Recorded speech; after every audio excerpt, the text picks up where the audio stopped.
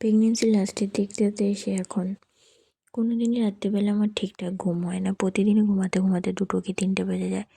আজকে যদিও বা একটু ঘুম এসেছিলো, তাও প্রায় 12টা বাজতে যায়। এখন দাঁতে যন্ত্রণা শুরু হয়ে গেছে। তো আমি উঠে বসে বসে ঘুমোচ্ছিলাম, আমার উঠতে ইচ্ছা করছিল না।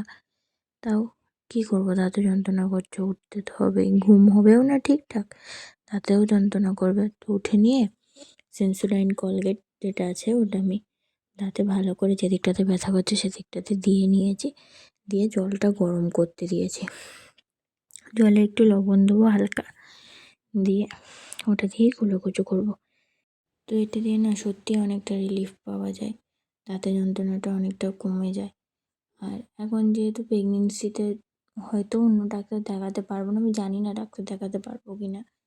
আমি আমার ডাক্তারকে এখনও বলিনি, বাট এবার যেদিন চেক আপে যাবো সেদিন বলে দেখবো ডাক্তার কী বলে। এভাবে তো আর হয় না।